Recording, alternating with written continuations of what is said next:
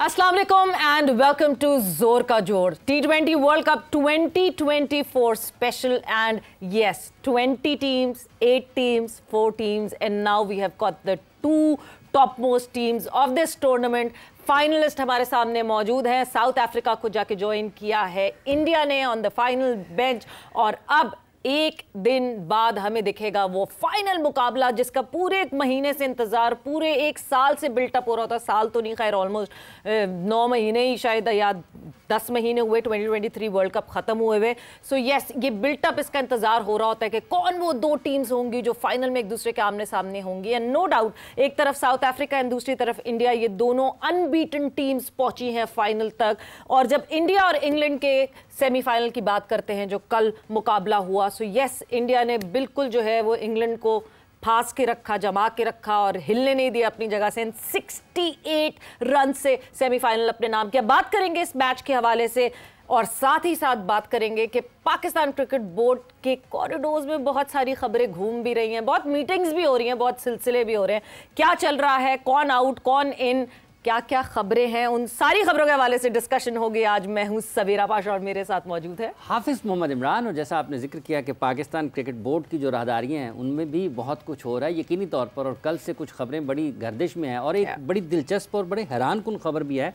अगर पाकिस्तान के 2 फॉर्मेट के कप्तान को या उनके ज़रिए से लोगों को ये बताना पड़ जाए कि वो टेस्ट सीरीज़ के लिए दस्तयाब हैं, तो फिर आप यहाँ से अंदाज़ा लगा लें कि हालात किस तरफ जा रहे हैं. और जो एक पाकिस्तान क्रिकेट और साथ ही साथ जो एक खबर ये भी है, जैसे कि आपने जिक्र भी किया कि खबरें हैं कि वहाब रियाज साहब जो कि सीनियर टीम मैनेजर, मीडिया इसको ये रिपोर्ट कर रहा है कि उन्होंने अपनी रिपोर्ट जमा करवाई है, लेकिन उस रिपोर्ट में वो तो सवेरा कुछ ऐसे बताती है शायद वो अपने खिलाफ ही रिपोर्ट लिख रहे हैं कि वो वहाँ पर डिसिप्लिन नहीं था, नज़्मो ज़ब्त की कमी थी, वहाँ पर ये भी ख़राबी थी, वहाँ पर खिलाड़ी जाते रहे हैं. तो ये सारे कामों के लिए तो मैनेजर होता है.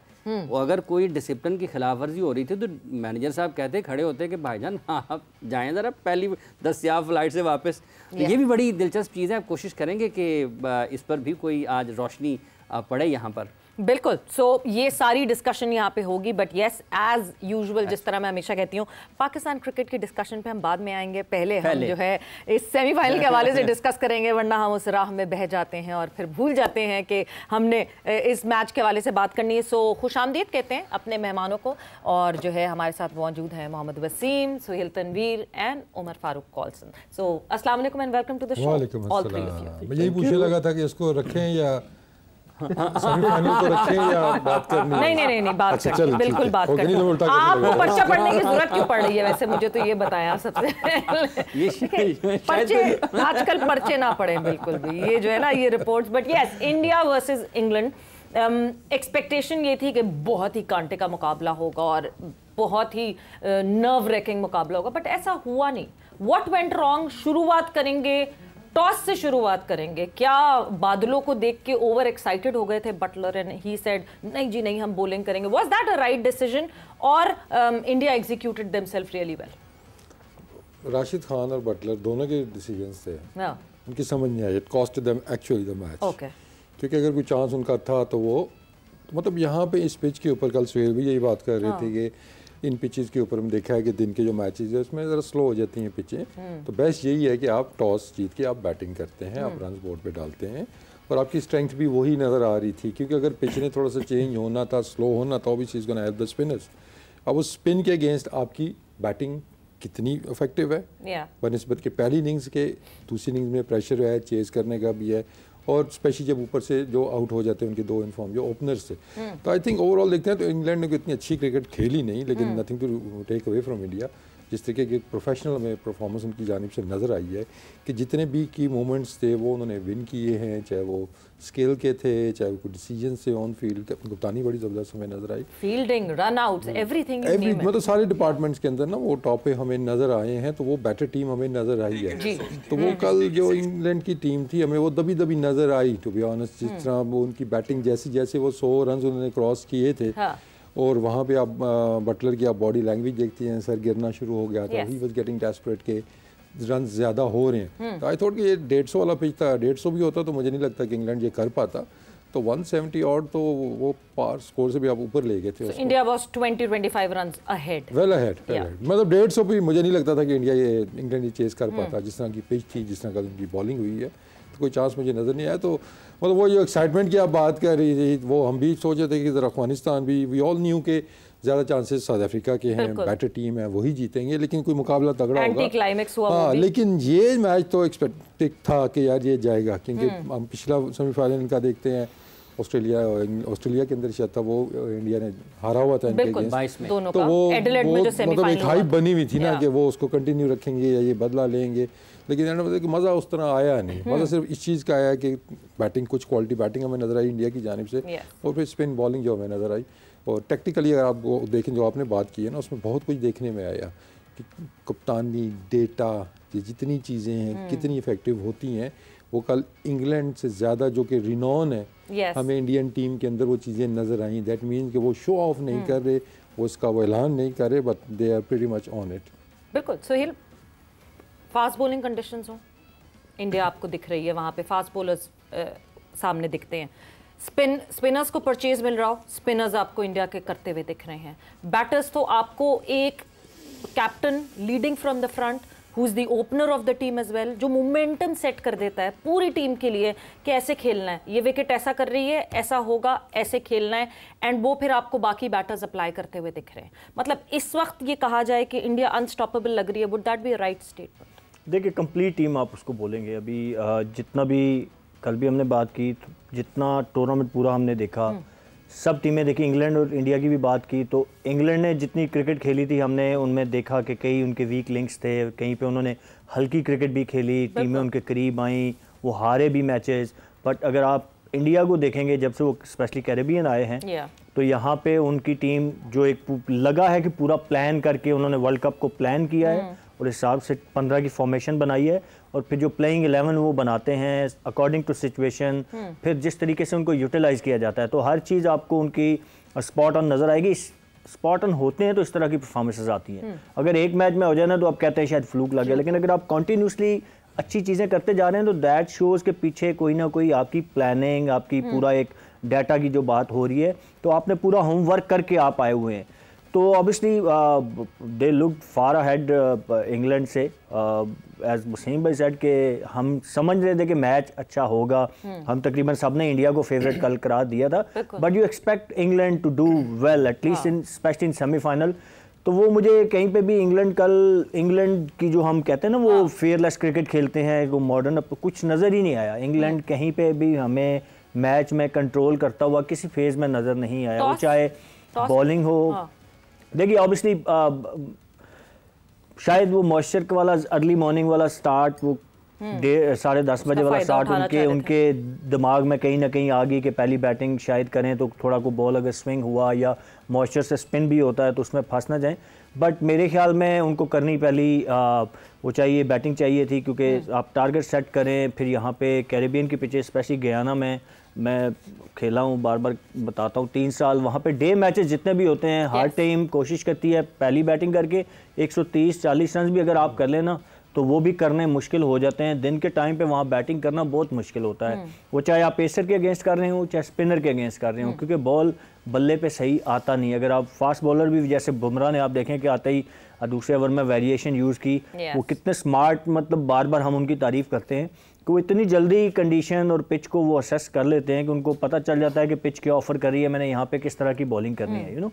तो मुश्किल मेरे ख्याल में अपने लिए पैदा की इंग्लैंड ने वो डिसीजन लेके। फिर बॉलिंग में उन्होंने जो आखिरी के खास करके जो 20-25 रन 2 ओवर में करवाए हैं जब जडेजा और अक्षर पटेल खेल रहे थे, तो इस तरह की पिच पे यस वो विद ड्यू रिस्पेक्ट वो अच्छे बैट्समैन हैं, बट इस तरह की कंडीशन और सिचुएशन में मेरा नहीं ख्याल के 2 ओवरों में 25 रन उनसे करवाने चाहिए थे। 145 थे और जब दुबे आउट हुए तो उसके बाद 2 ओवरों में 25 रन करवा दिए। तो वो भी देखिए, जब आप 150-155 चेज कर रहे होते हैं एक डिफरेंट आपके ऊपर प्रेशर होता है, और जब 170 इस तरह की पिच पे गोगे वो हार तो बहुत लंबे मार्जिन से गए, बट जब आप चेज में जाते हैं ना, जब आप सामने देखते हैं 170 तो आपके ऊपर डिफरेंट प्रेशर होता है। अगर 150 कर रहे होते, 155 कर रहे होते तो एक डिफरेंट माइंडसेट के साथ आप खेलते हैं। तो वो छोटी छोटी चीज़ें, मोइन अली को बॉलिंग ना कराना, जो कि खुद उनके कैप्टन ने आके एडमिट किया कि इस तरह की पिच के ऊपर मोइन अली से बॉलिंग ना कराना was a mistake, obviously it was a huge mistake. आप अपने फास्ट बॉलर से करवाते रहे जिनमें आपने देखें कि एवरीबडी वेंट फॉर रन्स, बिल्कुल एवरीबडी वेंट फॉर रन, मतलब किसी का 10 का इकॉनमी रेट है, किसी का 9 है, किसी का 11 है। इस तरह की पिच पे तो आप अफोर्ड नहीं कर सकते। तो ये अगर आप थोड़े थोड़े रन्स आप कट डाउन करें इन बॉलर्स के, तो आप शायद 150 145 चेज कर रहे होते, which could have been made huge difference, you know. तो ऑब्वियसली टैक्टिक्स, टेक्निक, स्किल्स, सब का डिफरेंस हमें नजर आया और India was far ahead. Umar, ये जो अभी बात हो रही है कल के मैच के हवाले से, आपको लगता है ये कैप्टन वर्सेस कैप्टन था? अगर आप बॉलर्स का इस्तेमाल देखते हैं, अगर शुरू में ही अर्शदीप को और जसप्रीत को रन्स हुए हैं तो उन्होंने फौरी तौर पर एक्जर को ले आए, लेकिन जैसे अभी सुहेल साहब ने जिक्र किया कि आखिर के 2-3 ओवर जब आपने फास्ट बॉलर से रन्स करवाए हैं, ये देखते हुए भी कि स्पिनर्स को खेलते हुए मुश्किलात हो रही हैं, आपने मोइन अली का ऑप्शन नहीं लिया, तो ये कैप्टन वर्सेस कैप्टन भी था, रोहित उसमें ज़्यादा ऊपर नज़र आए। एग्जैक्टली बिल्कुल बटलर्स की कप्तानी के ऊपर ही बात हो रही है, क्योंकि वो एक सर्टेन टेम्पलेट के साथ खेलते हुए आ रहे हैं और उस पर वो काफ़ी स्ट्रांगली ट्रस्ट करते हैं। देखें, इंडिया और इंग्लैंड में फ़र्क एग्जैक्टली यही था कि टेम्पलेट का फ़र्क था। वो जितना प्रिपेयर थे, जितना इंडिया स्ट्रांगली प्रिपेयर था इस टूर्नामेंट को खेलने के लिए, और हमें नज़र भी आ रहा था वो 3 स्पिनर खिलाए उन्होंने कल और उन्होंने डिफरेंस क्रिएट किया। दे वर बेटर प्रिपेयर्ड, उनको पता था कि यहाँ पे क्या होगा। जैसे सोहेल ने बताया कि यहाँ की पिचेस कैसे खेलती हैं, 150 वहाँ पार टोटल है। तो आई थिंक उन्होंने हर चीज़ पहले ड्रेसिंग रूम में सब कुछ कैलकुलेट किया हुआ था और उन्होंने एग्जीक्यूट किया। इंग्लैंड आई थिंक अनफॉर्चुनेटली अपने टेम्पलेट से नहीं हट रहा था। वो आपको कंडीशन, क्योंकि ये फुटबॉल नहीं है, ये क्रिकेट है, क्रिकेट में आपकी कंडीशन, आपका वेदर, काफ़ी चीज़ें जो है वो इन्फ्लुएंस कर रही होती हैं आपकी ऑन सर्टेन डे आपकी परफॉर्मेंस को। इम्प्रोवाइज करना पड़ता है आपको कंडीशंस के हिसाब से। आपके पास बेंच पे टॉम हार्टले बैठे हुए हैं, आपने नहीं खिलाया उनको। आपने, जैसे सोहेल ने बात की, मोइन अली को आपने खुद, उन्होंने बाद में रियलाइज किया कि हमने बॉलिंग नहीं करवाई। तो आई थिंक ये, और वर्ल्ड कप की गेम्स में छोटे छोटे मार्जिन होते हैं जहाँ से आप गेम जीतते हो। आप वो मार्जिन जो है, इंडिया ने इतना बड़ा मार्जिन कर दिया कि इंग्लैंड उसके पास नहीं आ सके। आई थिंक यही एक डिफरेंस था कप्तानी का, स्ट्रैटेजी का।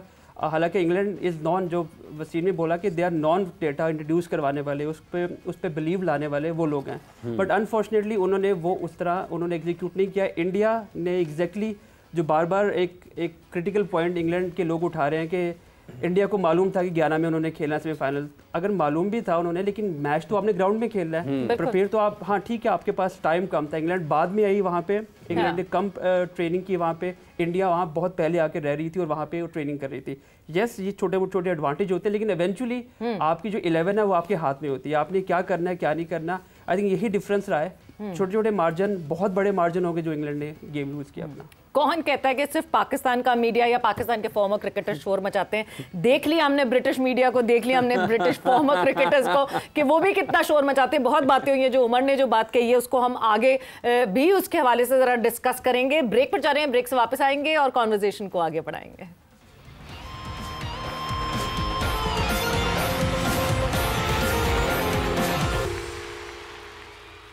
एंड वेलकम बैक टू जोर का जोर T20 वर्ल्ड कप 2024 स्पेशल। और डिस्कशन हमारी हो रही थी जो सेमीफाइनल कल खेला गया, इंडिया वर्सेस इंग्लैंड, एंड क्यों इंडिया की टीम जो है वो सुपीरियर लगी इंग्लैंड की टीम से, क्या गलतियां हुई, was it the captains factor के दोनों के कैप्टन्स में बड़ा डिफरेंस रहा, किस तरह अप्रोच किया टीम इंडिया ने उन कंडीशंस में, उस सिचुएशन में, और किस तरह इंग्लैंड ने अप्रोच किया उस मैच को।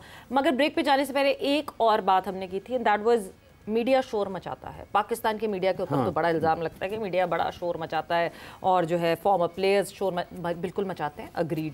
मगर ऐसा नहीं है कि इंग्लिश मीडिया शोर नहीं मचाता। लोग पाकिस्तान में जब होता है तो शायद ये समझते हैं कि सिर्फ पाकिस्तान में ही अपने खिलाड़ियों पर तनकीद होती है। हालांकि जब कोई भी टीम अगर वर्ल्ड कप में हारे तो वो बहुत शिद्दत के साथ लोग वहाँ पर अपने ख्यालात का इजहार करते हैं, जहाँ पर वो ये समझते हैं कि वाकई क्रिकेट या कोई भी आलमी मुकाबलों में अगर आप जाते हैं और आपके लिए उसकी अहमियत है। और बता रहे थे कि इंग्लिश मीडिया ने भी खासा शोर मचाया, फॉर्मर क्रिकेटर्स ने भी बहुत शोर मचाया।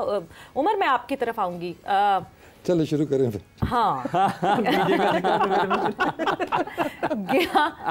गियाना में रिन्यू हो गया, शुरू करें बिल्कुल। नहीं, मगर उससे पहले मैं आपकी तरफ उमर आने से पहले, आज फिर मुझे डिफरेंट कलर्स दिख रहे हैं। ये फिर शाहिद आफरीदी स्टोर से आए हुए हैं? बिल्कुल ऐसे ही सर, लाला के कपड़े होंगे तो आपको पता है स्टाइलिश होंगे, क्वालिटी भी अच्छी होगी। सुहेल के देखें लाइट कलर्स का ख्याल रखा गया है, मेरे डार्क कलर्स का ख्याल रखा गया। यस, हाँ, लाला के स्टोर के नहीं, एक ऑनलाइन स्टोर है जिसके लाला के स्टोर से कपड़े नहीं आए। बट यस, आप लोग भी जो है ये डिफरेंट कलर्स, कपड़े ये जो है आप लोग भी ख़रीद सकते हैं। It is an online store, shahidafridistores.com।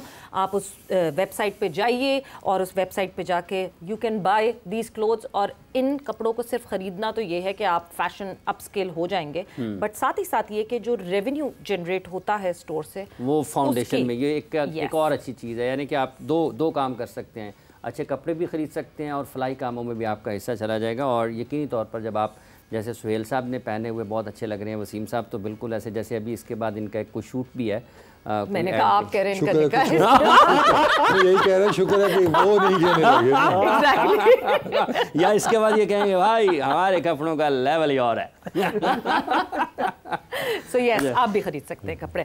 Coming back to the discussion जो हम बात कर रहे थे, मीडिया के शोर मचाने की बहुत और मेजर जो रीज़न है शोर मचाने की, दैट वाज प्रीसीडिंग, कि पहले से ये डिसाइड हुआ था कि इंडिया अगर सेमीफाइनल में आती है तो गयाना में मुकाबला होगा सेमीफाइनल्स का। आपको लगता है ये प्रीसीडिंग जो है ये अनजस्ट है और नहीं होनी चाहिए, एंड सही है इनकी जो पूरी जस्टिफिकेशन है? देखिए थोड़ा सा हेड स्टार्ट तो मिलता है आपको, क्योंकि आप बेटर, जैसे हम पहले बात की कि इंडिया वाज बेटर प्रिपेयर्ड, उन्हें मालूम था कि हमने कहाँ पे क्या क्या करना है और कितनी देर पहले हमने वहाँ जाना, तो ये एक आई थिंक डिफरेंस क्रिएट करता है। इंग्लैंड वहाँ लेट उतरी, उसको नहीं पता था कि हमने फाइनल की डेट्स आपको पता होती है कहाँ पे क्या होगा, लेकिन उससे पहले जो मरहला होता है, जो स्टेप बाय स्टेप आपको जाना होता है, वहाँ पे आपकी टेस्टिंग टाइम होता है। कितनी देर पहले आप जा रहे हो, कितने प्रिपरेशन का आपको टाइम मिल रहा है, कितना टाइम स्पेंड कर रहे हो आप ग्राउंड के अंदर, आप वहाँ पे जो एडेप्टेशन होती है कंडीशन से, आप कितनी देर, आप कितना टाइम, आई थिंक ये थी। लेकिन इसके बावजूद अगर हम एक्सक्यूज़ की बात करें तो वो थोड़ा सा अनफेयर है, बिकॉज एवेंचुअली आप पूरा टूर्नामेंट खेलते हुए आ रहे हो, आपके पास 15 का स्क्वाड आपने नेम किया हुआ है, आपको पता था कहाँ सेमीफाइनल तक पहुंचना भी तो है और वो जीत के ही पहुंचे। आपने ऑड्स लिखे, आपके माइंड में होता है कि यहाँ पे ना, क्योंकि सेमीफाइनल के आपको वेन्यूज तो मालूम थे पहले से, आपने यहाँ पे खेलना है या बी पे खेलना है, वो आप एटलीस्ट आप प्रिपेयर कर सकते थे। जैसे हमने पहले भी 1-2 शोज पहले बात भी करी थी कि आपको जो 15 का स्क्वाड होता है, जैसे पाकिस्तान की मैं एग्जांपल दे रहा था कि हमारे पास रिडंडेंट ऑप्शन बहुत ज़्यादा होते हैं। मसलन हमारे पास स्क्वाड 15 का है, लेकिन हम ट्रस्ट सिर्फ 11 पे करें, तो 11 में भी हमारा जब ट्रस्ट खत्म होता है तो हमें नज़र नहीं आ रहा होता। तो बाकी टीम ने जो 15 स्क्वाड दिए होते हैं, उनके पास उनको पता होना चाहिए कि हमने किन किन कंडीशंस पे खेलना है, हमें कितने स्पिनर्स के साथ जाना है, कितने नहीं जाना।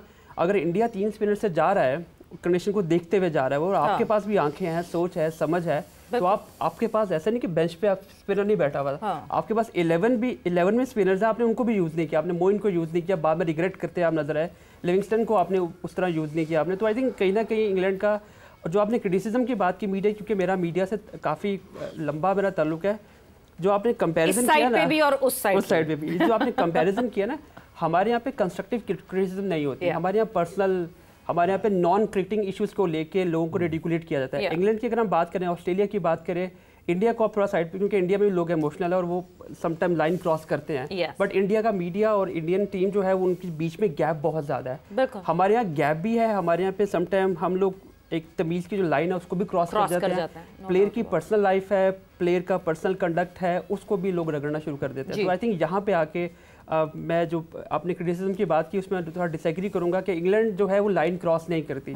वहाँ पे जो कुछ पब्लिशर्स हैं जो थोड़ा सा आगे जाते हैं, लेकिन उनको भी पता है कि हमने किस दायरे में रहना है और लड़के को या प्लेयर को या कोच को हमने किस हद तक लेके जाना है, और हमने फिर भी वो गेम के ऊपर बात करते हैं, स्ट्रैटेजी पे बात करते हैं, फिटनेस पे बात करेंगे। अनफॉर्चुनेटली हमारे यहाँ पे लोग के पास कंटेंट कम होता है और उसको करते करते यूट्यूबर हमारे यहाँ पे बहुत ओपन एक वो शुरू हो गया है, वो फिर बहुत आगे चले जाते हैं और फिर उनके बाद जब कंटेंट खत्म होता है तो फिर वो जातियात पे आते हैं। जब जातियात पे आते हैं, क्रिकेटर्स भी करते हैं, यूट्यूबर्स से बदनाम है।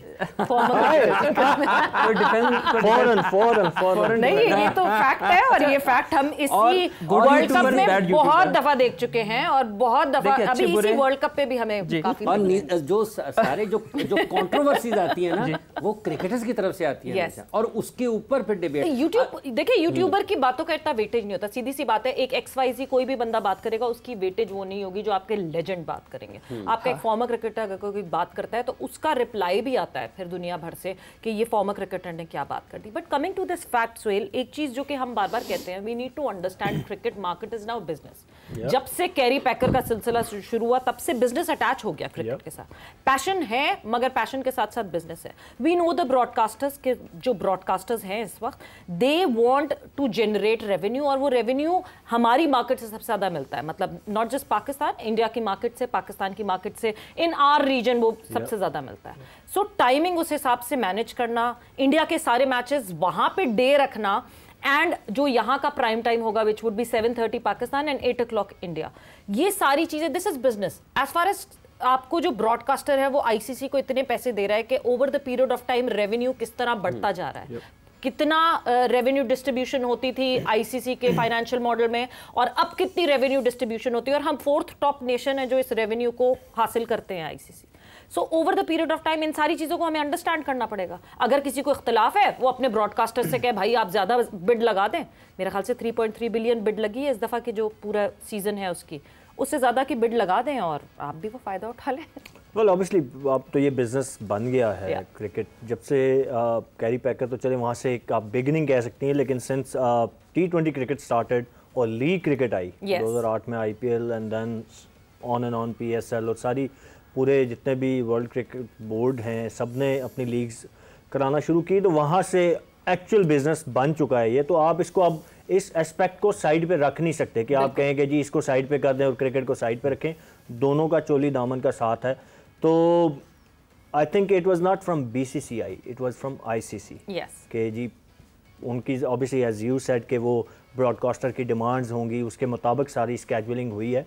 उसके बेनिफिशरी आप कह सकते हैं कि शायद कहीं ना कहीं जाके इंडियन क्रिकेट टीम को बेनिफिट उसका हुआ है, बट वो प्रेशराइज करके उन्होंने नहीं कराया है। तो हमें ये चीज़ें ज़रा इनको सेपरेट रखना, लोग इसको मिक्स कर रहे हैं कि जी इंडिया ने इन्फ्लुएंस किया शायद और BCCI ने किया होगा इन्फ्लुएंस, उन्होंने अपने गियाना में मैच रखवा लिए या डे मैच रखवा लिए। डे मैचेस का ज़्यादा मुश्किल है एग्जैक्टली मकसद सिर्फ यही था कि वो इंडियन मार्केट या एशियन मार्केट को आई वुड से कि कैप्चर करें ताकि यहाँ, क्योंकि obviously end of the day जिन्होंने इतने भारी पैसे देके राइट्स खरीदे हैं ब्रॉडकास्टर्स ने, उन्होंने खुद भी तो पैसे बनाने हैं रेवेन्यू जनरेट करना है ना। सो इट्स मेरे ख्याल में अनफेयर कि आप कहें कि जी वो BCCI पे सारा कुछ डाल दें कि उनके उसकी वजह से हुआ है। क्रिकेट तो फिर भी ग्राउंड में ही होनी है, ठीक है सब। अब कल वाले मैं ये जो सेमीफाइनल दूसरा हुआ, मैं कल आज मैं फिर वो मिक्स करने लगा था। दूसरा सेमीफाइनल जो हुआ उसमें भी देखिए कैरिबियन की सारी कंडीशन ऐसी हैं। आप गयाना को छोड़ दें, ट्रिनिडाद में मैच करवा लेते, पोर्ट ऑफ स्पेन में होता तो या बारबाडोस में होता तो वहाँ पे स्पेन नहीं होना था, तो कंडीशन ऐसी रहनी थी। अब आप ऐसे ही आप इंग्लैंड में मैच हो रहा होगा तो वहाँ पे अब एशियन टीमें थोड़ी कहेंगी कि हमें वहाँ पे आप वो स्पिनिंग वो दे दें कंडीशन। तो वहाँ पे जो इंडिया इंग्लिश टीम है या ऑस्ट्रेलियन टीम है या साउथ अफ्रीकन टीम है उनको एज मिल जाता है किसी भी ग्राउंड में मैच हो रहा रिगार्डलेस, ठीक है। या इससे पिछला T20 वर्ल्ड कप वहाँ पे हुआ ऑस्ट्रेलिया में, तो वहाँ पे ऑस्ट्रेलिया को बेनिफिट मिला होगा, बट जीता कौन?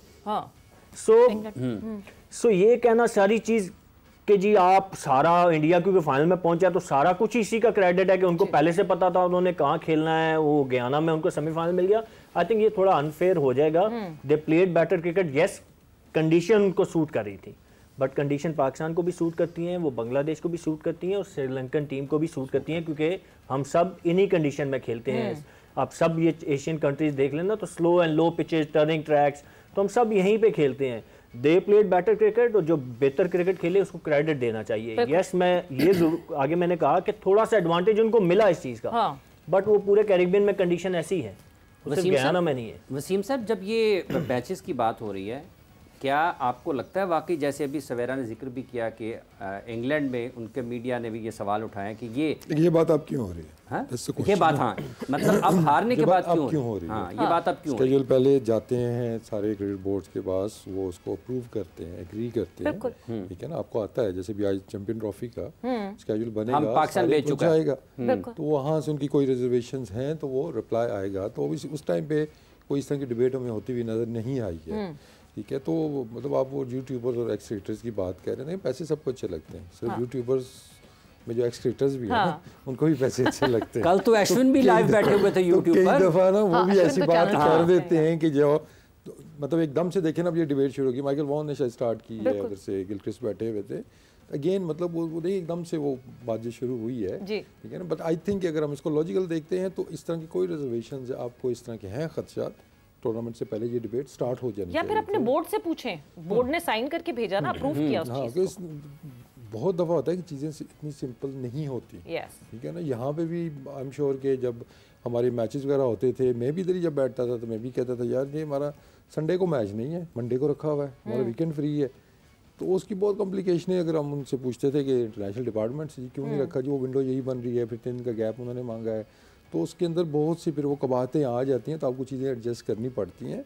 लेकिन अगेन आई थिंक वो जो एक चीज़ आप उनसे नहीं ले सकते कि दे आर बेटर टीम और वो बेहतर क्रिकेट खेलते हुए आ रहे हैं। अब वेन्यू ठीक है, आप बना के दे दें, उन वेन्यू पे भी खेलना है, जीतना भी है, तभी आप आगे जाएंगे। तो आई थिंक वो चीज़ आप उनसे नहीं ले सकते कि वो क्रिकेट अच्छी नहीं खेल के ऊपर आए हैं, सिर्फ इन वजूहत की वजह से ऊपर आए हैं। हाँ, थोड़ा बहुत एज जो है वो डेफिनेटली मिल सकता है आपको, और मुझे लगता है बाज़ घर के अंदर भी जो सबसे कमाऊ पूत होता है ना, उसका थोड़ा सा ज़्यादा ख्याल माँ बाप भी ज़्यादा उसका थोड़ा सा रखती है। नहीं तो सबसे ज़्यादा तो एडवांटेज 2023 वर्ल्ड कप था, आपकी होम कंडीशंस थी, ऐसे ही था। और वो देखें उस टाइम भी बेस्ट टीम हमें नज़र आ रही थी, नहीं जीत सके। अब ये दोनों टीमों को अगर हम देखते हैं कि साउथ अफ्रीका कि जो इस स्टेज से आगे नहीं गए थे कभी, उन्होंने तो अपनी एक हद पार कर ली है जहाँ पे वो फंसे हुए थे।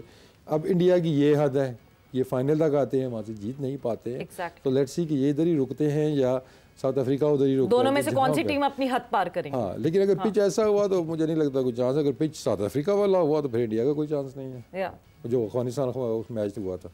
अगर उस तरह का पिच होता है तो ऑब्वियसली तो कंडीशन मैटर करती है। लेकिन सोहेल ने जैसे कह रहे, देखिए कंडीशंस आप देखें, अगर वहाँ पे एकदम से ना घास वाली पिचें शुरू हो जाती, ग्याना मैच हो रहा है जी, सबको पता है यहाँ टर्निंग स्लो ट्रैक बनता है, और एकदम से कोई आपको लगे ये तो ग्याना की पिच ही नहीं है, फिर आप कहते हैं जी ये सरप्राइज बनी। वो कैरेक्टर देखते हैं उन पिचों का आपको, तो वो तो जब से हो रही है क्रिकेट वैसे ही वहाँ पे चल रही हैं चीज़ें, तो कंडीशंस चेंज तो नहीं हुई ना, सबको पता था ऐसी कंडीशंस वहाँ पे है। तो इसमें मतलब कंडीशंस को ब्लेम करना मेरा नहीं ख्याल है, इट्स नॉट फेयर।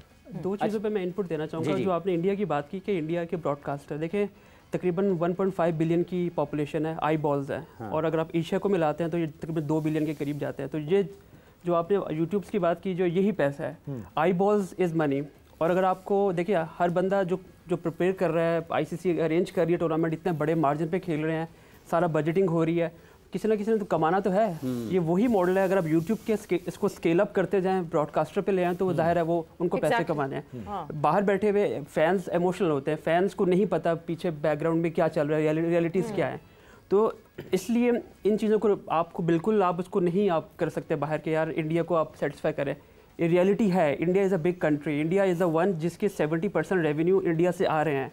आप क्रिकेट जो है वो कहीं ना कहीं इंडिया इन्फ्लुएंस कर रहा है डिसीजन मेकिंग में। क्यों कर रहा है? बिकॉज वो जो कमाऊपूत की बात की उसमें एग्जैक्टली दे हैव मनी, और वो एक पंप कर रहे हैं। अचानक से मुझे वो पहला बयान याद आ जाता है, जैसे ही रमीज राजा साहब चेयरमैन बने थे, उन्होंने एक बयान दिया था ऐसा ही कि Pakistan cricket board would not survive अगर बीसीसीआई इस तरह जो है वो बजट्स ना करे। एंड देन उसके बाद से जो उन्होंने पाकिस्तान सर्वाइव कर रहा है, बगैर इंडिया के सर्वाइव कर रहे हैं, हम तो कर रहे हैं। पाकिस्तान और इंडिया का, ऑस्ट्रेलिया क्या सर्वाइव कर पाएगा?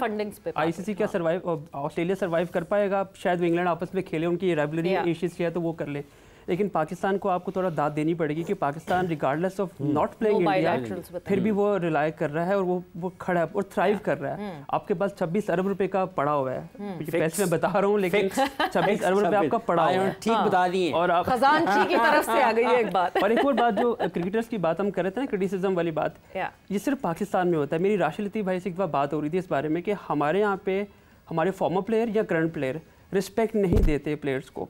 कुछ चीज़ें होती हैं हर बंदे की हर एक से नहीं बन रही होती, रिलेशनशिप कहीं ना कहीं शोर होता है, but that doesn't come on TV channel. आप इंडिया में देखें, राहुल द्रविड़ या कोई भी बात कर रहा होगा, वो इतनी इज्जत के साथ बात कर रहा होगा, बेशक पीछे लड़ाई होगी, लेकिन जब आप टीवी पे आते हो, एक फ़ैन देख रहा है, एक व्यूअर देख रहा है, एक आपका कमर्शियल का कोई स्पॉन्सर देख रहा है बैठ के, उसको एक नज़र आता है परसोना कि यार कितनी रिस्पेक्ट देते हैं ये।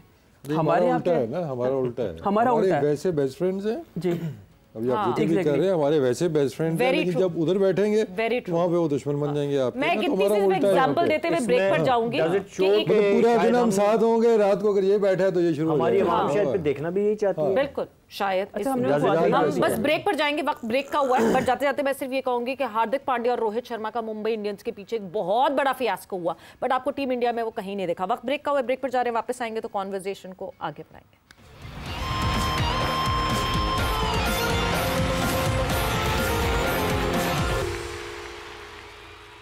जोर का जोड़ में आपको एक मरतबा फिर हम खुश आमदीद कह रहे हैं। बात की जा रही है जो सेमीफाइनल खेला गया दूसरा, जिसमें इंग्लैंड और इंडिया आमने सामने थी। हिकमत अमली में क्या फ़र्क था, कप्तान के फ़ैसलों में क्या फ़र्क था, और फिर जो बॉडी लैंग्वेज है उसके ऊपर क्या फ़र्क था, और जो एक बेखौफ क्रिकेट है या फिर आप एक टीम के लिए जो खेलने वाली बात है उसमें किस हद तक फ़र्क नज़र आया, या फिर उसके साथ साथ जो समझदारी है, अगर आप उन हालात को देखते हुए अपनी खेल को तब्दील करते हैं, बड़े शॉट्स के लिए जाना है या आपने रिस्पेक्ट देना है अपोजिशन के बॉलर्स को, तो वो कहाँ पर फ़र्क नज़र आता है? वसीम साहब, जब रोहित बैटिंग कर रहे थे उस वक्त तो ये चीज़ें कहीं ना कहीं आपके ख्याल में नज़र आई हैं?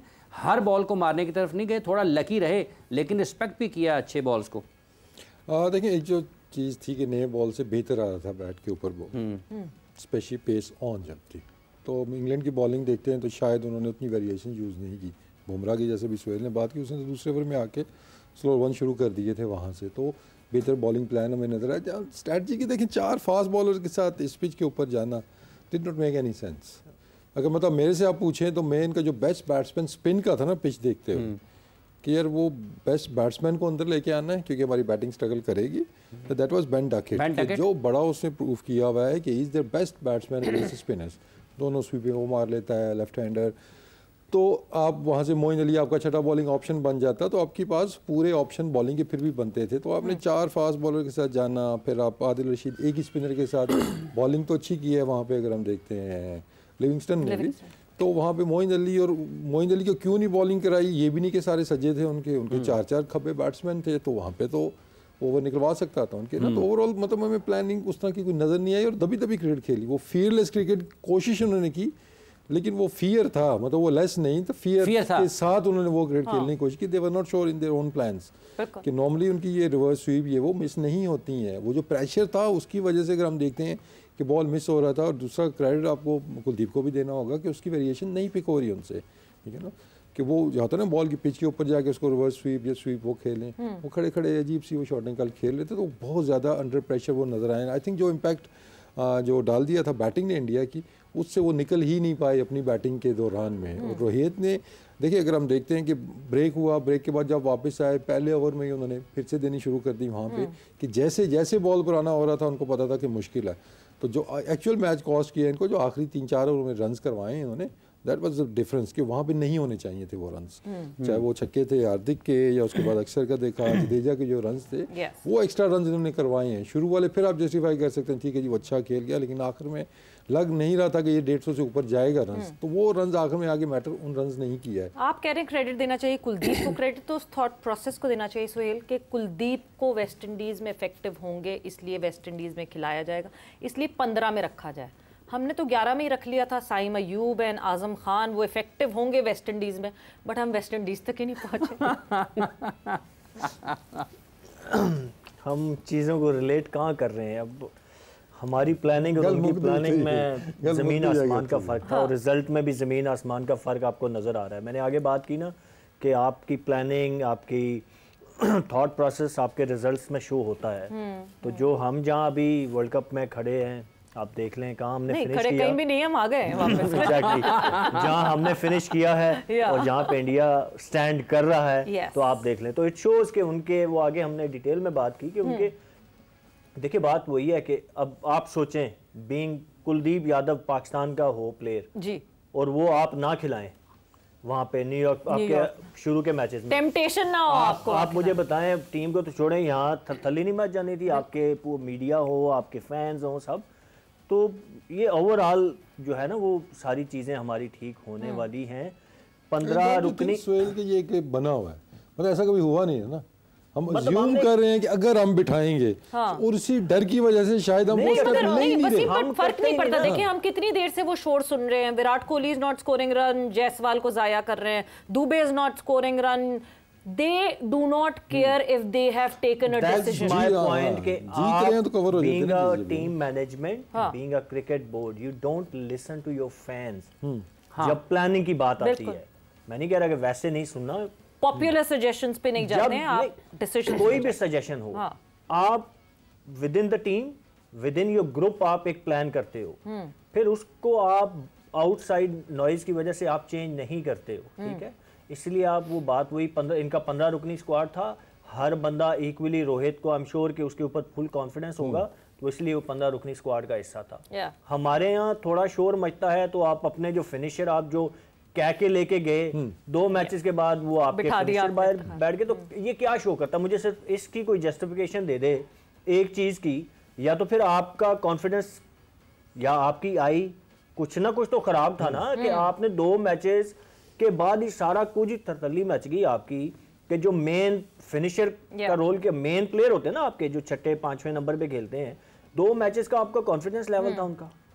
मैंने तो किसी टीम, इंग्लैंड हार गई ना, ठीक है उनकी प्लानिंग के हम ऊपर बहुत डिबेट कर सकते हैं कि प्लानिंग ठीक नहीं थी, ये होना चाहिए था वो, लेकिन आप देखें कि वो as a captain as a management जो उन्होंने प्लान किया, जिस तरीके से उन्होंने प्लेइंग 11 बनानी थी खेलनी थी वो खेले। आउटसाइड नॉइज की तरफ वो नहीं गए कि फलाना ये कह रहा है फलाना वो कह रहा है, मैं इसको खिलाऊंगा तो मेरे ऊपर पीछे से ये प्रेशर आएगा। आप ये चीजें you should be brave enough कि आप वो आउटसाइड नॉइज का प्रेशर अब्जॉर्ब कर सके। फिर आप उसके बाद जब टूर्नामेंट खत्म हो जाता है ना, then you talk about these things. Exactly. तो हम क्या करते हैं, हम ड्यूरिंग इवेंट ही हम तितर बितर हो जाते हैं, हमारी प्लानिंग तितर बितर हो जाती है। वो बात वही कुलदीप यादव, आप सोचें आपका मेन बॉलर और आप ना खिलाएं, सवेरा उथल पुथल हो जाता है। कोई आपका कैप्टन कोई कैप्टन आपका ये इस तरह का डिसीजन लेगा? नहीं लेते। हम नहीं है इतने ब्रेव। सुहेल भाई, जो आपने आउटसाइड नॉइज की बात की, यस ये फैक्टर है, लेकिन मुझे लगता है कि एक नॉइज अंदर भी होती है। कुछ 2-3 जो डिसीजन मेकर होते हैं, जो 2-3-4 जो भी हमारी टीम में तो बहुत ज़्यादा है, कैप्टन भी है, हेड कोच भी है, फिर सीनियर मैनेजर भी थे, फिर उसका बैटिंग कोच, जो भी इन लोग, मसला ये होता है कि सब एक ऑन बोर्ड नहीं होते, सब कोई ना किसी चीज़ पर डिसएग्रीमेंट लेके चल रहे होते हैं। कप्तान की सोच कहीं और होती है। तो वो जो आप इंडिया की हमने बात की, ये इस वर्ल्ड कप की आप बात कर रहे हैं, ये प्रॉब्लम आपको अगर आप गौर से देखें 2023 का वर्ल्ड कप इंडिया में जो हुआ था, ये प्रॉब्लम्स उधर भी थी, वहाँ भी थी, उधर भी थी। उससे पहले एशिया कप आपने खेला, तो ये प्रॉब्लम उससे पहले भी बहुत देर से शुरू हो चुकी हुई थी। ये करते करते ये जो हमने अभी देखा है, जो बाय प्रोडक्ट आपको नज़र आ रहा है, ये पिछले 2-3 सालों से ऐसे ही होता हुआ रहा था। जो आउटसाइड नॉइज़ की बात कर रहे हैं, समहाउ उसको 20-30% कर रहे हैं। एक जो नॉइज़ अंदर होती है ना, जो आपस में एक दूसरे को मिसट्रस्ट करना, ग्रुप में है, जो उस ग्रुप में जो है एक दूसरे को मिसट्रस्ट करना, नहीं या ये लड़का, जैसे एक मिसाल शादाब पे बात, शादाब पे पूरी दुनिया डिसएग्रीमेंट कर रही है कि शादाब का क्या रोल है वहाँ पे। हम उसका रोल डिफाइन ही नहीं कर पा रहे। अभी रोल डिफाइन किसने करना है?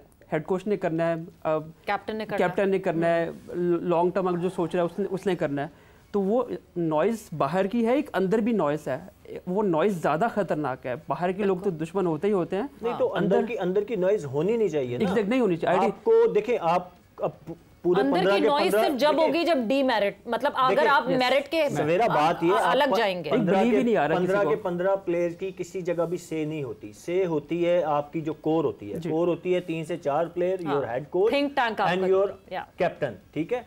उन सब का ऑन बोर्ड एक पेज पे होना जरूरी होता है। हमने भी क्रिकेट खेली है 15 साल में, मतलब मैंने कभी नहीं देखा कि 15 के 15 प्लेयर कैप्टन के पास जाके कह रहे हो अन्नू नहीं खिलाएगा तय हो जाएगा, मतलब उसको खिलाओ उसको नहीं खिलाओ। ये नहीं होता है।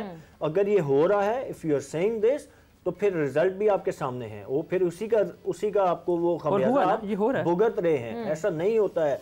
आपकी कोर होती है, उस 4-5 बंदे डिसीजन लेते हैं। जितने ज्यादा आप फिर चीजें फैलाएंगे फिर मुश्किल हो जाता है। मैनेजर ने भी कहा हाँ, हो रहा है। आप ये जो आप बात कर रहे हैं ना कि एक सफ़े पे नहीं है, सारे के सारे मुख्तलिफ सोच लेकर चल रहे हैं। वसीम साहब, एक मीडिया रिपोर्ट कर रहा है पाकिस्तान में कि सीनियर टीम मैनेजर साहब ने एक रिपोर्ट पाकिस्तान क्रिकेट बोर्ड को जमा करवाई है, इस टूर रिपोर्ट की। उसमें तो उन्होंने कहा कि शायद कहीं डिसिप्लिन में भी नज़्म ज़ब्त की भी कमी थी, खिलाड़ी प्लान पर अमल नहीं कर रहे थे और डोमेस्टिक क्रिकेट खेलनी चाहिए। अगर नज़्म ज़ब्त की बात है, डिसिप्लिन की बात है, तो मैनेजर का क्या किरदार होता है टीम के साथ? देखिए डोमेस्टिक, आई डोंट थिंक कि डोमेस्टिक का उन्होंने जिक्र किया होगा, क्योंकि टूर रिपोर्ट जो होती है जो मीडिया रिपोर्ट, जो आप तक खबर आई है कि उसमें शायद हुआ हो, लेकिन मुझे नहीं लगता कि ऐसा हुआ होगा कि टूर रिपोर्ट तो completely related to the tour report के साथ वहाँ पे क्या हुआ, कैसे हुआ, कौन सी चीज़ें अच्छी हुई, कौन सी गलत हुई, कहाँ पे हमें इम्प्रूवमेंट की ज़रूरत है। तो आपने वो बेसिकली एक रिपोर्ट, एक डायरी टाइप होता है ना कि टूर की एक डायरी आपने देनी है। तो उसके बाद जो आप बात करें वो तो डोमेस्टिक क्रिकेट सजेशन ये वो मेरा नहीं ख्याल है कि वो टूर बोर्ड में लिखा होगा किसी ने भी उसके अंदर। अभी जो आउटसाइड नॉइज़ की बात आ रही है, एक तो देखें जब एक कंट्रोल इन्वायरमेंट आपका होता है तो आई थिंक उसमें बाहर की आवाज़ अंदर नहीं आनी चाहिए। आपका एक इन्वायरमेंट ऐसा हो कि यू कंट्रोल दैट कि बाहर से अंदर की आवाज़ भी बाहर नहीं जानी चाहिए। एक ही चीज़ होगी ना, इनकमिंग आउटगोइंग दोनों एक उसमें आ जाती है कि आपने एक दीवार बना ली है अपनी। तो सबसे तो बेहतरीन ये है, और बहुत टीमों में देखा है कि ऐसा ही होता है कि आप आउटसाइड नॉइज़ आप तक पहुंचती ही नहीं है। अब जो बात करें इनसाइड नॉइज की ना, वो एक चीज़ इंडिकेट करती है आपकी कि when you not prepared, when you not well planned, कि आप प्लेइंग 11 का आपको नहीं पता, ये कॉम्बिनेशन का आपको नहीं पता, तो दैट्स अ प्रॉब्लम। और ये फिर इनसाइड की प्रॉब्लम तब की नहीं है, दैट मीन्स कि आप पहले से आप सेटल नहीं गए हैं, आप वो प्रॉब्लम कैरी करके साथ लेकर आ रहे हैं, कैरी लेके आप लेके गए हैं, आपको नहीं था, आपका होता है ना कि आपका क्लियर हेड आप होते हैं जी कि हमारा ये कॉम्बिनेशन बन रहा है। हाँ, जो सिचुएशनल चेंज एक आध कंडीशन को देख के ना, क्योंकि अब ये 20-20 मैचों का ये इवेंट नहीं है। अगर आपने टोटल आपके 2-3 मैचेस हैं शुरू अर्ली ऑन, तो उसमें तो नहीं आप कहेंगे ना जी इसकी फॉर्म ठीक नहीं लग रही, या जैसे सोहेल कह रहा है कि आजम खान एकदम से बुरा प्लेयर बन गया या इफ्तिखार बिल्कुल ही फारग हो गया, वो आपने 2 मैचों में उसको वो कर लिया। दैट मीन्स कि ये पहले से फिर आप लोग के ज़हन में डाउट्स थे, तो अगर आपके डाउट्स थे you shouldn't have selected them on the first place. तो आप जब भी कोई सिलेक्शन करते हैं तो आपको क्लियर होना चाहिए कि ये तो मेरी ही वॉक्स इन माई प्लेइंग 11 एट एनी टाइम, ठीक है ना। तो वो जो इनसाइड नॉइज़ है ना, वो अगर पहले से आपने चीज़ें जरा होमवर्क बेहतर आपका हुआ हो तो वो इनसाइड आवाज़ें नहीं आती हैं। सबको पता होता है कि यार जितने इतने मैचेस हैं, ये फर्स्ट प्रायोरिटी हमारी प्लेइंग 11 है।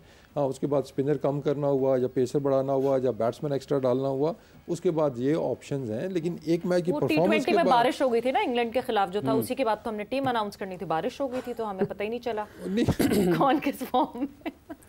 तो देखिए आखिरी 6 किसी भी इवेंट में जाने से पहले आप जो आखिरी जो सीरीज आपकी होती है ना, वो आप अपना बेस्ट जो आपका कॉम्बिनेशन है आप उसको खिला के आप प्रैक्टिस मीन्स कि आप तैयारी करते हैं हमने वर्ल्ड कप कैसे करना। आप उसके अंदर एक्सपेरिमेंट का नाम उसको नहीं दे सकते हम कि हम एक्सपेरिमेंट कर रहे हैं जी, एक्सपेरिमेंट महीने बाद आपका एक्सपेरिमेंट नहीं, हमारी सिलेक्शन हो रही होती है, वो ट्रायल हो गए ना। 12 T20s 12 T20s एक वाहिद हम वो टीम थे कि वर्ल्ड कप से पहले हमारे पास 12 T20s थे PSL और वर्ल्ड कप के दरमियान, तो वो हम फिर भी टीम नहीं बना सके और सबसे आखिरी दिन हमारी टीम आई थी। तो वही 12 T20s के अंदर चले 12 नहीं तो 8-10 तो कम से कम फिर आजम इफ्तिखार ये आप मिडिल ऑर्डर आपका ओपनर आप जो भी डिसाइड करना था कर लेते। साइम ने जाना है नहीं जाना है वो दोनों ने खेलना है, फिर वही खेलते आते, ठीक है ना। एक आध बीच में चले चेंज कर दिया आपने कि दूसरे को चांस दे दिया, लेकिन आप एक सेटल टीम के साथ तो जाते ना। I think that was the biggest mistake. फिर वो जो इनसाइड आवाज़ें आती हैं वो इसीलिए आती हैं कि जब आपको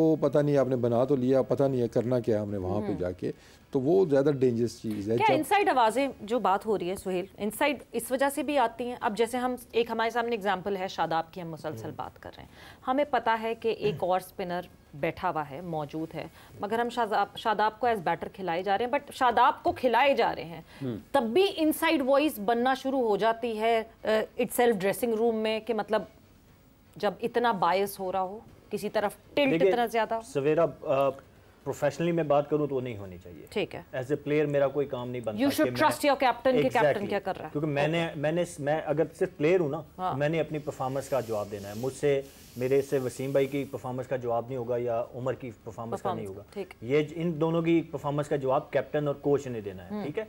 तो जब उनको क्रिकेट बोर्ड ने एक लीडर बना के भेजा है तो इट्स देयर जॉब। अगर वो गलत कर रहे हैं या आपको लग रहा है कि बायस कहीं पे आपको नजर आ रहे हैं, but still as a professional it's not your job, okay.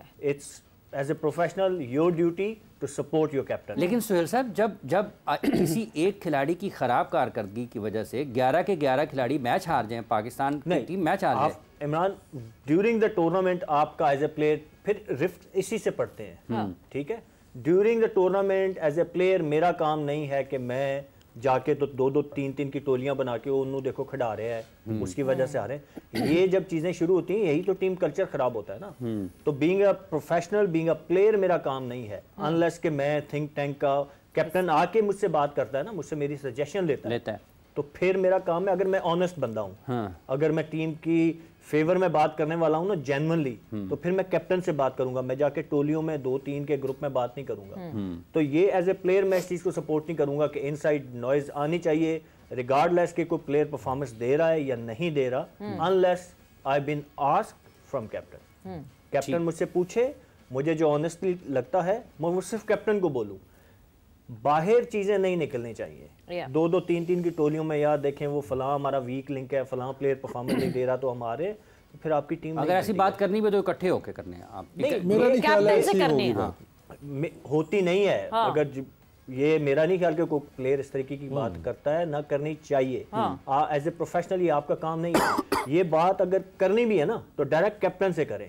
ठीक, आपस में बात जब आप करेंगे ना तो फिर वो टीम इसी तरह ग्रुप्स बन जाते हैं ना। हाँ, यूनिटी टूटती है, वो आपको वो अच्छा साइन नहीं होता है। आपको बीइंग अ प्लेयर, जो आपने क्वेश्चन पूछा ना, मेरा कोई काम नहीं है कि मैं किसी और इंडिविजुअल के बारे में बात करूं कि वेदर मुझे खिलाएं तो मैं परफॉर्म करूं, मुझे नहीं खिलाया तो मुझे नहीं खिलाया, मैं क्या करूं? एग्जैक्टली।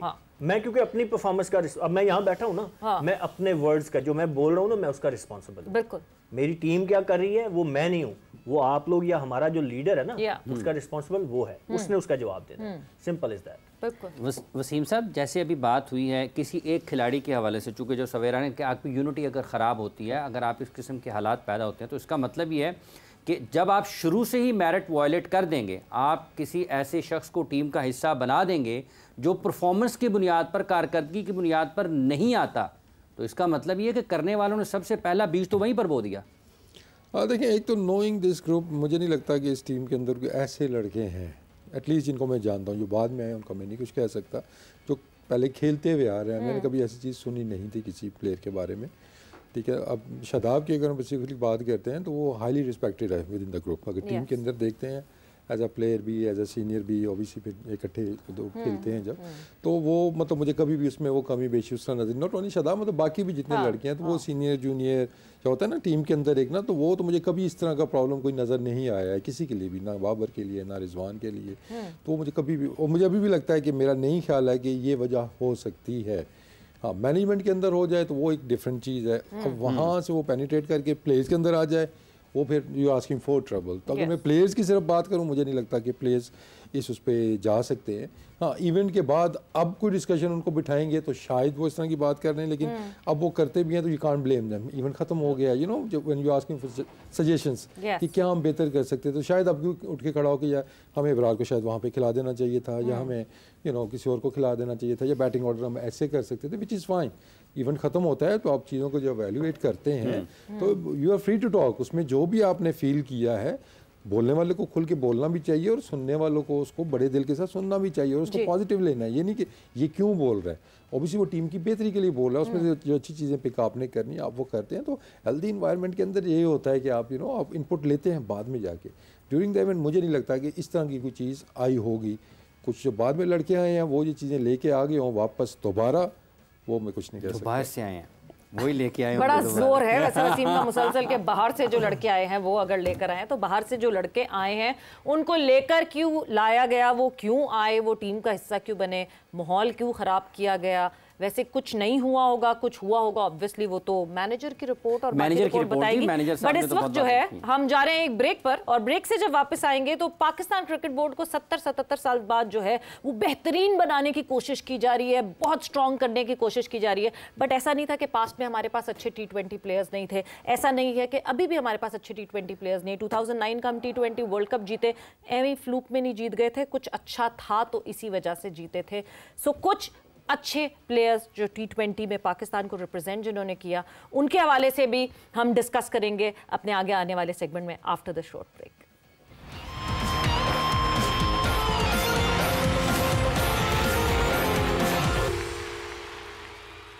जोर का जोड़ में आपको एक बार फिर खुश आमदीद कह रहे हैं। आप देख रहे हैं क्रिकेट वर्ल्ड कप 2024 का एक मैच बाकी है और पाकिस्तान इस वर्ल्ड कप के दूसरे मरहले में भी नहीं पहुंच पाया। इस एक बरस में गुज़िश्ता अगर हम अगस्त से देखते हैं आज तक, जो कि जून अपने अख्ताम की तरफ है, पाकिस्तान ने 3 बड़े टूर्नामेंट्स खेले हैं, एशिया कप, 50 ओवर्स का वर्ल्ड कप और अब T20 वर्ल्ड कप। तो पाकिस्तान की इन तीनों टूर्नामेंट्स में बड़ी ख़राब कारकर्दगी रही सवेरा, और अमूमी तौर पर अब लोग ये शायद बात कर रहे हैं कि शायद पाकिस्तान की क्रिकेट बहुत ही ख़राब सूरत हाल से दो चार है और पाकिस्तान की क्रिकेट शायद वापस अपनी उस सतह पर आ भी नहीं सकती है। तो बहुत ज़्यादा ख़राबियाँ जहाँ पर हम देखते हैं, इस क्रिकेट ने हमें बहुत ज़्यादा खुशियाँ भी दी हैं, इस खेल ने भी बहुत खुशियाँ दी हैं, और इस क्रिकेट टीम ने भी पाकिस्तान को मुख्तलिफ़ वक्तों में, आज ही की बात नहीं है, माजी में भी बहुत खुशियाँ दी हैं। इस टीम के भी कई खिलाड़ी ऐसे हैं जिन्होंने पाकिस्तान के लिए कई ऐसे अच्छे मैचेस जीते हैं जो कि खुशगवार यादें हैं पाकिस्तान क्रिकेट की।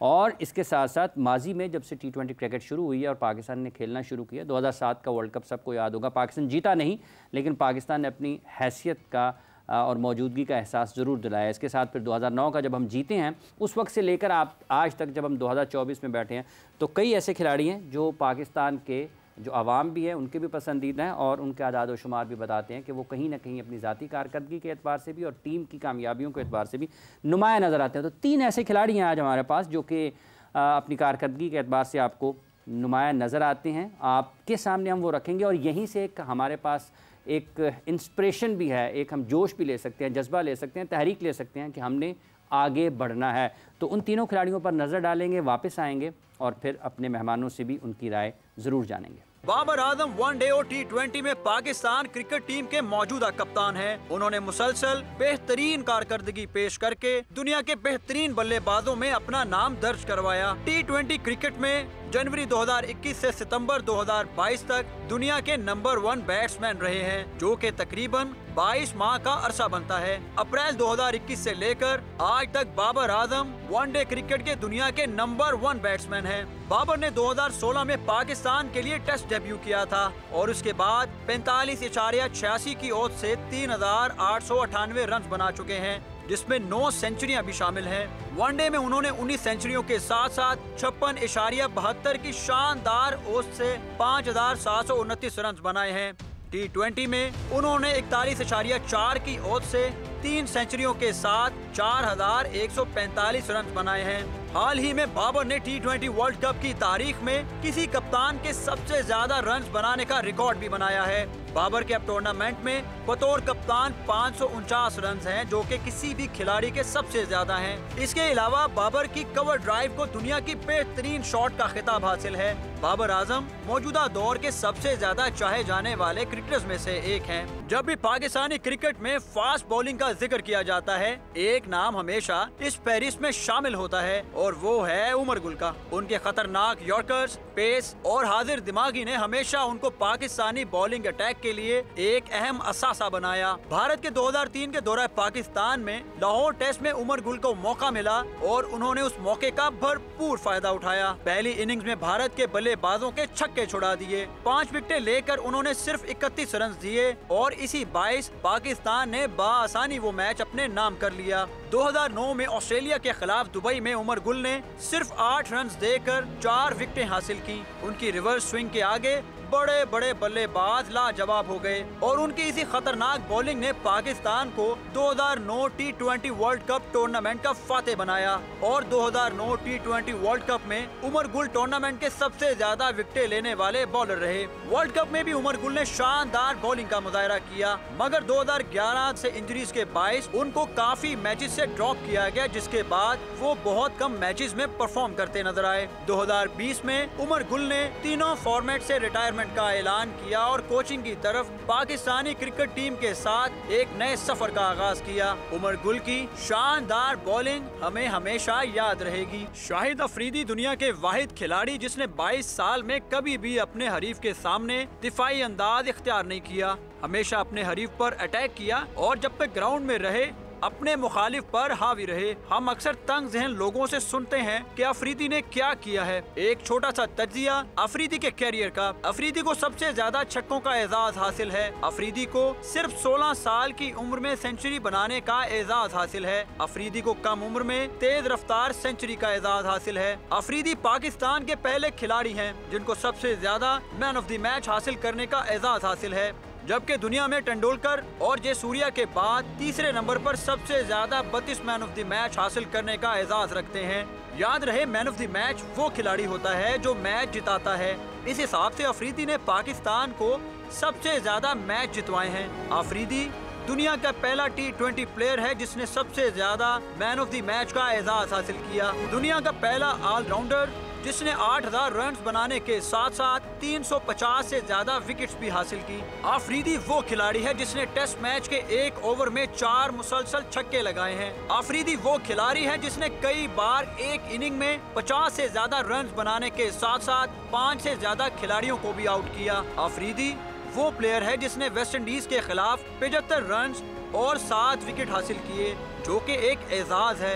अगर 13वीं सेंचुरी की टॉप 15 की लिस्ट आप देखें तो आपको अफरीदी का नाम 3 बार नजर आएगा, नंबर 3, नंबर 6 और नंबर 14 पर। जबकि आप अगर 13वीं 50 की टॉप 10 लिस्ट देखें तो आपको यहाँ भी आफरीदी का नाम 3 बार नजर आएगा। आफरीदी अपने पहले टेस्ट मैच में 5 विकेटें लेने वाला bowler. Afridi T20 world cup फातेह टीम का hero, man of the series, दुनिया का वाहिद खिलाड़ी जिन्होंने 8000 रन तक अपनी स्ट्राइक रन रेट 117 से ऊपर रखा। वापस किया हमने रिलिव इन सारी मेमोरीज को, इन सारे मोमेंट्स को और इन सारे प्लेयर्स को। आपके टॉप 3 भी कोई और हो सकते हैं, ये टॉप 3 नहीं, ये वो प्लेयर्स हैं जिनके या तो जिनसे मोहब्बत बहुत ज़्यादा की गई या जिन्होंने पाकिस्तान टीम के लिए इम्पैक्ट क्रिएट किया, जिनके स्टैट्स उनके लिए खुद बोलते हैं। बट साथ ही साथ ये कि इस चीज़ की भी उम्मीद दिलाई गई है कि हर शाम के बाद सवेरा होता है और हम फिर से we look forward for that कि कब वो सवेरा होगा पाकिस्तान क्रिकेट में। Talking about these players, Umar सबसे पहले मैं आपकी तरफ आऊँगी। Babar Azam was the first pick that we did here, what's your take on that? देखिए, जनरेशन के बेस्ट प्लेयर हैं इस टाइम, क्योंकि हम क्रिकेट को अगर हम सेगमेंट में तोड़ते हैं तो जनरेशन्स के बारे में बात की, इमरान खान की बात की जाती है, उससे पहले बहुत से ऐसे नाम हैं इनके जिक्र किया जाता है। इस जनरेशन की जब हम बात करते हैं तो Babar Azam is the main stand alone एक पिलर है इस क्रिकेट का, जिसने बेसिकली फैंस को इंस्पायर किया है, छोटे बच्चों को इंस्पायर किया। ऑलमोस्ट जो आपने पॉपुलर का वर्ड भी यूज़ किया है, he is very much popular in this generation. उसकी वजह क्या है? उसकी वजह है कि काफ़ी कंसिस्टेंट है बाबर आजम, जब the way he run score runs. Normally जब कोई लड़का, कोई भी किसी भी टीम का लड़का खेल रहा है तो उसकी पीक इतनी लंबी चलती नहीं है, तो बाबर की जो पीक है वो इतनी कंसिस्टेंट है कि वो कहीं रिग्रेस होने का नाम नहीं ले रही। आई थिंक यही वजह जिसकी वजह से Babar has been a main pillar of this generation, consistent in term of making runs और इंस्पायर कर रहे हैं पूरी उस जनरेशन को। यस, आप आर्ग्यू कर सकते हैं इम्पैक्टफुल नहीं है ये वो, बट अगेन इस जनरेशन में इनसे बेहतर द वे ही बैट्स, इतने एलिगेंट लगते हैं खेलते हुए, रन्स भी स्कोर करते हैं, तो पूरा पैकेज है बेसिकली जिस पे हम बात करते हैं। यही वजह है आप लोगों ने भी इसको पिक किया है, उसकी वजह भी एग्जैक्टली है कि वो इंस्पायर करते हैं। बिल्कुल, मतलब वो जो एक कंफ्यूजन हो गई है ना कि Babar the batter and Babar the captain, उसका एक जो कॉन्फ्लिक्ट है शायद उसकी वजह से मेरा फोकस बैटर पे था वैसे। तो हम बैटिंग ऑब्वियसली, बिकॉज ये हम T20 प्लेयर्स की बात कर रहे हैं, नॉट द कैप्टन की बात नहीं कर रहे हैं। सुहेल साहब, उमर गुल, मैंने अपने जो प्लेइंग कैरियर है उसमें रिवर्स स्विंग उमर गुल से ज़्यादा इफेक्टिवली कंट्रोल के साथ करते हुए दुनिया भर की मैं बात कर रहा हूँ, मैंने किसी को नहीं देखा। 2007 के वर्ल्ड कप में जिस तरीके से उमर गुल को हमने यूटिलाइज़ किया, 12 ओवर के बाद हम उनको लेके आते थे और वो जो 4 ओवर हमें करके देते थे डेथ बॉलिंग के, with reverse swing, pace, aggression, लंबे बॉल और यॉर्कर लीथल उनके, तो he was amazing, he was totally amazing. फिर 2009 के वर्ल्ड कप में उनकी परफॉर्मेंसेस, तो अनफॉर्चुनेटली जो T20 क्रिकेट का कैरियर उनका इतना लंबा उस हिसाब से नहीं हुआ। जो लीग क्रिकेट, फ्रेंचाइज क्रिकेट, अगर वो आजकल खेल रहे होते तो वो मेरे ख्याल में आइडियल पिक होते, सबसे पहली पिक होते। तो आई थिंक के इनकी रिवर्स स्विंग, फिर मैं कहूँगा जितना कंट्रोल के साथ, जब रिवर्स स्विंग होता था ना तो उमर गुल अनप्लेबल हो जाते थे। मैंने बाकी बॉलर्स को भी देखा, रिवर्स स्विंग उनको मिलती है, बट जितने लीथल ये होते थे मैंने और किसी बॉलर को नहीं देखा, मतलब अनप्लेबल होते थे। इंग्लैंड के खिलाफ उनका एक स्पेल है वनडे में, अगर आपको याद हो, वहाँ पे उन्होंने किया था। न्यूजीलैंड के खिलाफ 2009 के वर्ल्ड कप में उनका जो स्पेल है, अनबिलीवेबल कंट्रोल आ जाता था उनके पास जब रिवर्स स्विंग हो रहा था। तो आई थिंक मैंने अपने एरा में इनसे अच्छा रिवर्स स्विंग करते हुए किसी को नहीं देखा। गुलडोजर फॉर गुलडोजर, बिल्कुल बिल्कुल। जनाब मोहम्मद वसीम साहब, शाहिद खान आफरीदी। लेकिन शायद वन ऑफ दोस्त को जिसको कहते हैं आप, इतना बड़ा उसका कैरियर, बल्कि एक एरा, आप ख्याल है एक एरा था शाहिद आफरीदी एरा।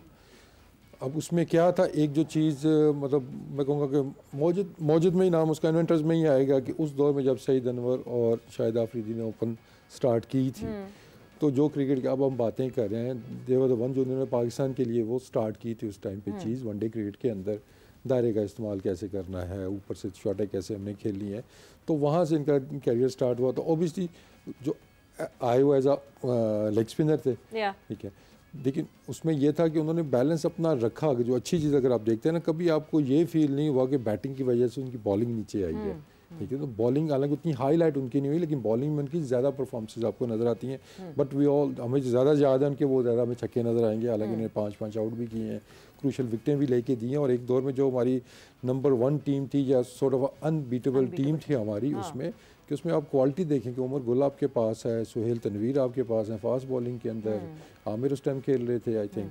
उसके बाद स्पिनर्स पे आते हैं, आपके पास सईद अजमल है, आपके पास हफीज़ है, आपके पास आफरीदी भी है, मतलब वो कहते हैं बंदा जाए तो जाएगा, ठीक है ना। और फिर इनमें से 2 बंदे बैटिंग भी कर लेते थे। तो आई थिंक आफरीदी ने तो बहुत इंस्पायर किया है पूरी जनरेशन को कि आगे T20 क्रिकेट और मॉडर्न क्रिकेट कि मतलब उस टाइम पे जो शाहिद का नाम था अर्ली 2000 की, अगर हम स्पेशली बात करते हैं या इवन 2000 तक जो था, तो बच्चों ने देख देख के कि शाहिद आफरीदी, हालांकि कई लोगों ने उसको नेगेटिव वे में पोर्ट्रे किया कि ये गलत हम ट्रेंड सेट कर रहे हैं। तो शायद अब जो क्रिकेट जा रही है तो अब हमें समझ आ रही है, नहीं भी वो बच्चे ठीक ही देख रहे थे क्योंकि आगे क्रिकेट ही यही वाली है।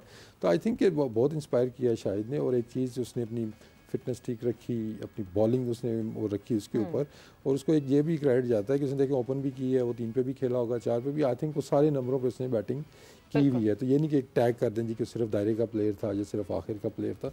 तो जहाँ जहाँ पे उसको मौका मिला, और जो अमेजिंग चीज़ थी जो उसने इंडिया में टेस्ट मैच के अंदर उस पिच के ऊपर के जहाँ पे पल्ले नहीं बॉल पड़ा था, इतना टर्न हो रहा था, वहाँ पे 100 करना in India in that pressure match, I think that was the peak या हाइट कहते हैं ना आप उसकी कैरियर की, वो सबसे बड़ी हाईलाइट है जो टेस्ट मैच में से सेंचुरी की थी। बिल्कुल बिल्कुल। और अभी रिसेंटली जब ICC T20 वर्ल्ड कप 2024 में एज एम्बेसडर जब शाहिद खान आफरीदी को बुलाया गया, सो पाकिस्तान इंडिया के मैच में जिस वक्त वो वहाँ युवराज के साथ खड़े हुए थे मेन ग्राउंड में, उस वक्त हरभजन थे कमेंट्री में। हरभजन का ये कहना था कि शायद ऐसा हो ही नहीं सकता था कि ड्रेसिंग रूम में शाहिद आफरीदी को लेकर डिस्कस ना किया जाए, बिकॉज जब तक शाहिद आफरीदी क्रीज पे होता था ऑपोजिशन पे एक टेरर जरूर होता था, and that terror we have seen, जो कि अब रीसेंट टाइम पे आपको वो टेरर नहीं दिखता। हमारे अभी भी करंट क्रिकेटर से ज्यादा फैन फॉलोइंग मैं कहूंगा शाहिद की है कि एक तरफ शाहिद जाएगा, लोग कहते हैं he is an emotion more than a fan, more than stadium खाली हो जाते थे, मतलब कि आफरीदी को देखने लोग आते थे, वो आउट हो जाता था तो वो चले जाते। बाबर पे थोड़ा सा मैं ऐड करूँ कि देखिए अभी हम जो बात कहते हैं वो जो पॉइंट आपने रेज किया ना, बिल्कुल हमें उसको सेपरेट रखना होगा। देखिए इस एरा का हमारा बेस्ट बैट्समैन है वो, ठीक है ना, और उससे you can't take that away from him. और सारे फॉर्मेट्स में, चाहे वो टेस्ट मैचेस हैं आपके, वनडे है, और जिस कंसिस्टेंसी उससे उसने रन्स किए हैं, तो आप वो तो डिनाई कभी भी आप नहीं कर सकते हैं, ठीक है ना। तो मुझे थोड़ा सा होता है इस दफ़ा ये फील कि यार कहीं इस सारे सिनारियो के अंदर ना हम बाबर आजम द बैट्समैन को कहीं लूज़ ना कर दें। तो भी जो भी डिसीजन लेने हैं, जो भी करना है, उसमें मेक श्योर करें कि बाबर आजम आपका एक मतलब सुप्रीम बैट्समैन है इस टाइम पे, उस पे आंच नहीं आनी चाहिए। उसके पैरेलल आपने जो भी चीज़ें करनी है, मैं ये नहीं कह रहा कि उसको उतारें या लगाएं या जो व्हाटएवर, लेकिन जो एज अ प्लेयर उसको we don't want to lose him, we can't afford to lose him. तो हमें बड़ा सोच समझ के हमें डिसीजन लेने होंगे। यही फिर मैं कहता हूँ ना कि जब आप चेंजेस करते हैं ये फैक्टर्स भी आपको देखने चाहिए, चाहे लगाते हुए भी चाहे उतारते हुए भी। बिल्कुल जी, सोच समझ के डिसीजन, सोच समझ के बड़ी मीटिंग्स इस वक्त हो रही हैं, बट वो डिसीजंस भी लिए जाएं। बट वक्त यहाँ पे जोर का जो है वो ख़त्म हो गया है। एंड विद दैट कल the final, the big finale of T20 world cup 2024, और कल हम जब इस प्लेटफॉर्म पे आएंगे तो होगी इस फाइनल के हवाले से डिस्कशन। आप लोगों का बहुत बहुत शुक्रिया, आप लोगों का बहुत बहुत शुक्रिया। अपना ख्याल रखिएगा। सवेरा इन इमरान को इजाज़त दीजिए। टेक केयर, बाय बाय, अल्लाह हाफ़िज़।